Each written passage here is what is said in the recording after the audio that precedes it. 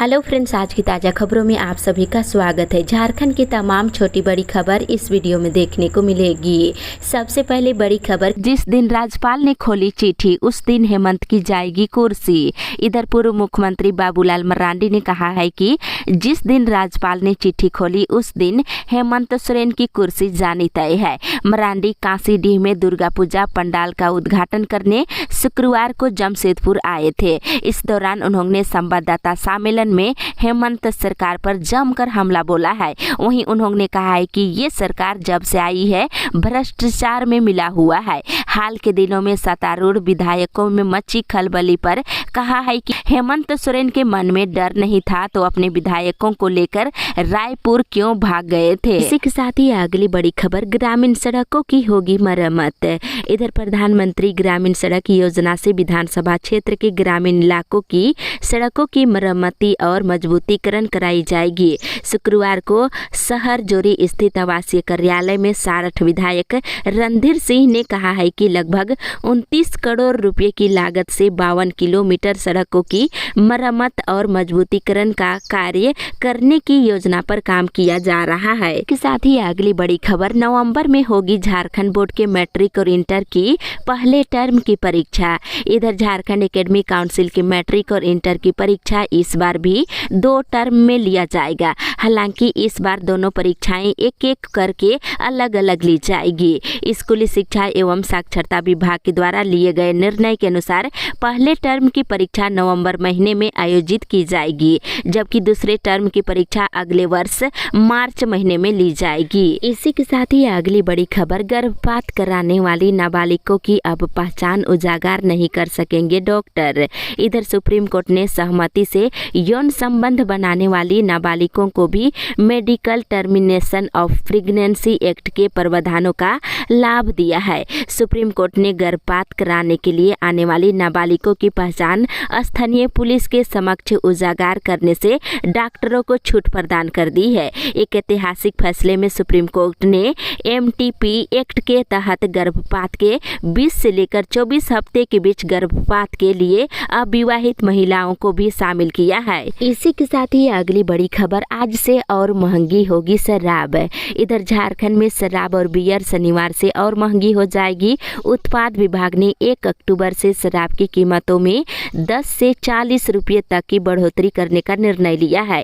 ये निर्णय सभी ब्रांड पर लागू नहीं होंगे। जो स्थानीय ब्रांड है उनकी कीमतों में बढ़ोतरी की जाएगी। अब 160 रुपये की बियर 190 रुपये में मिलेगी, लेकिन इधर बताते चले केन बियर भी 130 से 150 रुपये में मिलेंगे और छोटे ब्रांड की कीमतों में भी शनिवार से उछाल देखने को मिलेगा। इसी के साथ ही अगली बड़ी खबर, हटिया वर्नाकुलम फेस्टिवल स्पेशल ट्रेन का होगा परिचालन। इधर यात्रियों की अत्यधिक भीड़ होने के कारण हटिया वर्नाकुलम हटिया के बीच साप्ताहिक फेस्टिवल स्पेशल ट्रेन का परिचालन किया जाएगा। हटिया वर्नाकुलम साप्ताहिक फेस्टिवल स्पेशल ट्रेन 24 और 31 अक्टूबर को हटिया से प्रस्थान करेगी। इसी के साथ ही अगली बड़ी खबर, अब 10 अक्टूबर से भरे जाएंगे प्रतियोगिता परीक्षा के लिए फॉर्म। इधर झारखंड कर्मचारी चयन आयोग की झारखंड मैट्रिक स्तर संयुक्त प्रतियोगिता परीक्षा 2022 के लिए अब ऑनलाइन आवेदन 10 अक्टूबर से भरे जाएंगे। ऑनलाइन आवेदन की अंतिम तिथि अब 10 नवंबर निर्धारित की गई है। इस परीक्षा में शामिल होने के लिए ऑनलाइन आवेदन शुक्रवार से ही भरे जाने थे, लेकिन इसमें परिवर्तन किया गया है। इसी के साथ ही अगली बड़ी खबर, रिक्त पदों के लिए हाई स्कूल शिक्षक नियुक्ति की प्रक्रिया तेज। इधर सुप्रीम कोर्ट के आदेश के तहत राज्य में शेष पदों के लिए हाई स्कूल शिक्षक नियुक्ति की प्रक्रिया तेज कर दी गई है। झारखंड कर्मचारी चयन आयोग ने पिछले दिनों इतिहास और नागरिक विषय में योग्य अभ्यर्थियों की सूची जारी किए जाने और प्रमाण पत्रों की जांच की तिथि घोषित करने के बाद शुक्रवार को हिंदी विषय के लिए भी प्रमाण पत्रों की जांच की तिथि तय कर दी है। अधिक जानकारी के लिए वेबसाइट चेक कर सकते हैं। इसी के साथ ही अगली बड़ी खबर, पूजा अवकाश तक बैठेगा वोकेशनल कोर्ट। इधर सिविल कोर्ट में वार्षिक पूजा अवकाश घोषित हो गया है। वार्षिक पूजा अवकाश के बाद छठ के दूसरे दिन 1 नवंबर को कोर्ट सामान्य रूप से खुलेंगे। न्यायायुक्त के हस्ताक्षर के बाद निबंधक ने वोकेशनल कोर्ट के पीठासीन पदाधिकारियों की सूची जारी कर दी है। 30 सितंबर नियमित कोर्ट का अंतिम दिन रहा। 1 से लेकर 31 अक्टूबर तक अवकाश के दौरान आपराधिक मामलों की सुनवाई आंशिक रूप से जारी रहेगी। इसी के साथ ही अगली बड़ी खबर, अगले सप्ताह सिर्फ खुलेंगे बैंक 2 दिन। इधर अगर बैंक में कोई जरूरी काम है तो आज ही निपटा ले, काहे कि इसके बाद गुरुवार को ही बैंक खुलेंगे। 2 अक्टूबर को रविवार और गांधी जयंती की छुट्टी है और 3 से लेकर 5 अक्टूबर तक दुर्गा पूजा की छुट्टी है। इसके बाद गुरुवार और शुक्रवार को 2 दिन के लिए बैंक खुलेंगे। फिर 8 को दूसरा शनिवार और 9 अक्टूबर को रविवार की वजह से छुट्टी रहेगी और बैंकों में कामकाज नहीं होंगे। इसी के साथ ही अगली बड़ी खबर, क्रिकेट मैच के लिए 15 डीएसपी की तैनाती। इधर भारत बनाम दक्षिण अफ्रीका मैच में विधि व्यवस्था बनाए रखने के लिए 15 डीएसपी की प्रतिनियुक्ति रांची जिला में की गई है। सभी की प्रतिनियुक्ति 7 से लेकर 10 अक्टूबर तक रांची जिला बल में रहेगी। रांची पुलिस मुख्यालय के आईजी मानवाधिकार ने इस संबंध में आदेश जारी किया है। इसी के साथ ही अगली बड़ी खबर, देश में आज से 5G सेवा की शुरुआत। लंबे समय के इंतजार के बाद प्रधानमंत्री नरेंद्र मोदी 1 अक्टूबर 2022 को देश में 5G सेवाओं की शुरुआत कर रहे हैं। सरकार की तरफ से जारी बयान के मुताबिक प्रधानमंत्री चुनिंदा शहरों में 5G सेवाओं की शुरुआत करेंगे। आकलन के मुताबिक 2035 तक भारत पर 5G का कुल आर्थिक प्रभाव 450 अरब अमेरिकी डॉलर तक हो सकता है। इसी के साथ ही अगली बड़ी खबर, 2024 तक सभी घरों में नल से पहुंचेगा पानी। इधर सेक्टर 1 स्थित एक होटल में शुक्रवार को जिला पेयजल एवं स्वच्छता विभाग द्वारा जल जीवन मिशन पर जिला स्तरीय कार्यशाला का आयोजन किया गया। शुभारंभ शिक्षा मंत्री जगन्नाथ महतो के द्वारा की गई है। उन्होंने कहा है कि 2024 तक बोकारो जिले के सभी घरों तक नल से स्वच्छ जल पहुंचाने का लक्ष्य रखा गया है। इसी के साथ ही अगली बड़ी खबर, ऊर्जा विकास निगम के खाते से 2.33 करोड़ की धोखाधड़ी। इधर झारखंड ऊर्जा विकास निगम के पदाधिकारी कल्याण कोष के खाते से 2.33 करोड़ रुपये से अधिक की अवैध निकासी का मामला सामने आया है। इस संबंध में निगम के वित्त एवं लेखा विभाग के महाप्रबंधक अजय कुमार ने धुरुआ थाने में प्राथमिकी दर्ज कराई है। इसी के साथ ही अगली बड़ी खबर, वकालत नहीं करने वाले 6000 वकीलों के लाइसेंस होंगे रद्द। इधर वकालत नहीं करने वाले वकीलों पर झारखंड बार काउंसिल ने शिकंजा कसने का निर्णय लिया है। ऐसे वकीलों का अब लाइसेंस रद्द हो सकता है। इसी के साथ ही अगली बड़ी खबर, शहर से जुड़ेंगे गांव के 600 रूटे, चलेगी बसें। इधर झारखंड के गांवों को प्रखंडों और शहरों से जोड़ने के लिए 600 नए रूटों पर बसों और अन्य वाहनों को चलाया जाएगा। इसकी तैयारी शुरू कर दी गई है। मुख्यमंत्री हेमंत सोरेन के निर्देश पर परिवहन विभाग ने रूट चयन और बस ऑपरेटरों को छूट का प्रावधान तय कर लिया है। साथ ही अगली बड़ी खबर, जनजाति सुरक्षा मंच की महारैली 23 नवंबर को। इधर जनजाति सुरक्षा मंच की ओर से 23 नवंबर को रांची में डिलिस्टिंग रैली की जाएगी। इसको लेकर मंच से जुड़े सदस्यों ने सोमवार को नामकुम प्रखंड कांके नगरी बेड़ो के कई गांवों में जनसंपर्क अभियान चलाया है। इसी के साथ ही अगली बड़ी खबर, 1 महीने के बाद भी फैसले पर सबकी निगाहें। इधर मुख्यमंत्री हेमंत सोरेन की विधानसभा सदस्यता पर संशय की स्थिति बना हुआ है।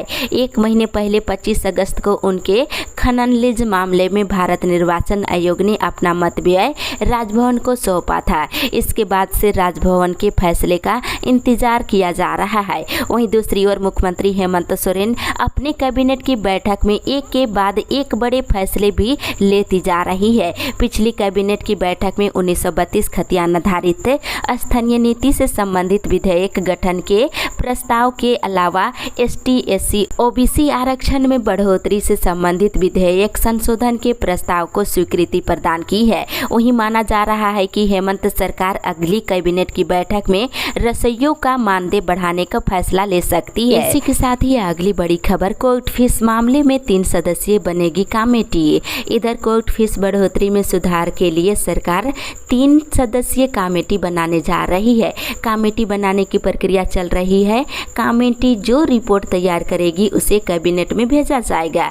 राज्य के महाधिवक्ता राजीव रंजन ने सोमवार को हाईकोर्ट में ये जानकारी दी है। इसी के साथ ही अगली बड़ी खबर 1932 के खतियान पर अभी जश्न मनाने का वक्त नहीं। इधर बोरियो के झामुमो विधायक लेविन हेम्ब्रोम ने कहा है कि 1932 के खतियान आधारित स्थानीय नीति पर अभी जश्न मनाने का वक्त नहीं आया है।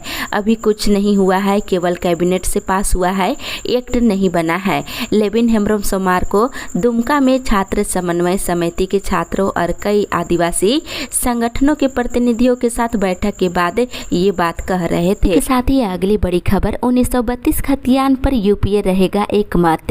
इधर मुख्यमंत्री हेमंत सोरेन सत्ताधारी दलों की हर सदस्य के बीच 1932 के खतियान के आधार पर स्थानीयता नीति को लेकर एक मत करने में जुट गए हैं। इस नीति पर मुख्य रूप से कांग्रेस की कार्यकारी अध्यक्ष और सिंहभूम से सांसद गीता कोड़ा और उनके पति पूर्व मुख्यमंत्री मधु कोड़ा ने आपत्ति जताई है। वहीं एक सवाल के जवाब में कहा है कि 1932 खतियान आधारित स्थानीय नीति पर कोई संशय नहीं है और संसदीय कार्य मंत्री ने कहा है कि 1932 खतियान आधारित स्थानीयता नीति का सभी ने स्वागत किया है। वहीं इस दौरान गीता कोड़ा ने तर्क देते हुए कहा है कि कोल्हान में 1932 के बाद सर्वे हुआ है। इस आधार पर जमीन के अंतिम सर्वे के वर्ष को आधार बनाना चाहिए। इसके साथ ही वनवासी, भूमिहीन, बिरहोर जाति और आदिम जनजातियों के पास से स्थानीयता का अभी देखा जाए तो कोई प्रमाण नहीं है। उनका क्या होगा, इस पर सवाल उठाया गया है। इसके साथ ही अगली बड़ी खबर झारखंड में शिक्षक बहाली जल्द।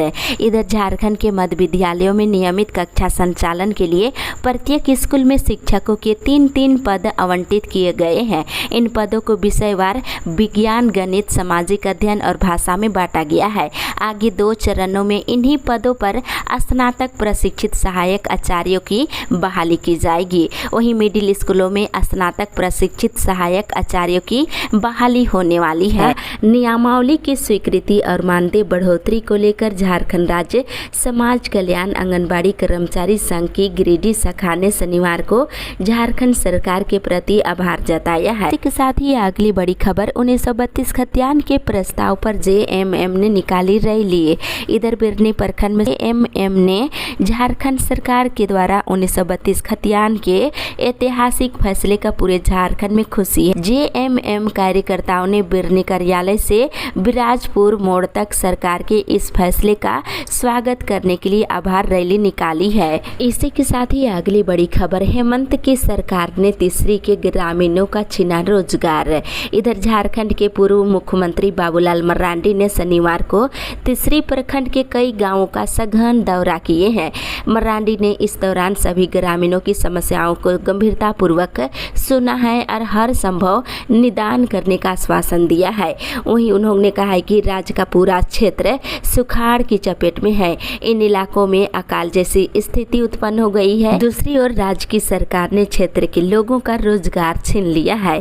वहीं उन्होंने कहा है कि रोजगार के सवाल पर सड़क से लेकर सदन तक हल्ला बोला जाएगा और जोरदार आंदोलन किया जाएगा। इसी के साथ ही अगली बड़ी खबर राजस्व कर्मियों की हड़ताल से बढ़ी परेशानी। इधर धनवार के समाज सेवी अरविंद साहू ने राज्य पिछड़ा आयोग के सदस्य राजेंद्र सिंह को ज्ञापन सौंपा है। ज्ञापन में उन्होंने कहा है कि राजस्व कर्मियों के हड़ताल पर चले जाने से ओबीसी आवासीय जाति आय प्रमाण पत्र नहीं बन रहा है, जिससे छात्रों को अगली कक्षा में एडमिशन लेने में दिक्कत हो रही है। इसी के साथ ही अगली बड़ी खबर डीबीसी कर्मियों को दुर्गा पूजा पर 32,000 मिलेगा बोनस। इधर दुर्गा पूजा के अवसर पर चंद्रपुरा, बोकारो थर्मल, बोकारो माइंस सहित डीबीसी की विभिन्न यूनिटों में काम करने वाले डीबीसी कर्मियों, ठेका, सप्लाई मजदूरों सहित संविदा पर काम करने वाले कर्मचारियों को बोनस दिया जाएगा। डीबीसी से मिली जानकारी के अनुसार डीबीसी कर्मियों को 32,000 10,000 जबकि सप्लाई, कैजुअल और फॉरेस्ट सहित अन्य विभागों के संविदा कर्मियों को 16,000 रुपये मिलेंगे। इसी के साथ ही अगली बड़ी खबर, सहिया ने मंत्री जगन्नाथ महतो से मिलकर मानदेय बढ़ोतरी की मांग। इधर नवाडी प्रखंड की सहिया और सहिया साथी ने शनिवार को भंडारी द स्थित आवासीय कार्यालय में शिक्षा मंत्री जगन्नाथ महतो से मिलकर मानदेय बढ़ोतरी की मांग की है और कहा है कि प्रोत्साहन राशि 2,000 मिलता है जबकि 24 घंटे सेवा में लगे रहते हैं। इसी के साथ ही अगली बड़ी खबर, रातू में आभार यात्रा निकाल की मुख्यमंत्री की सराहना।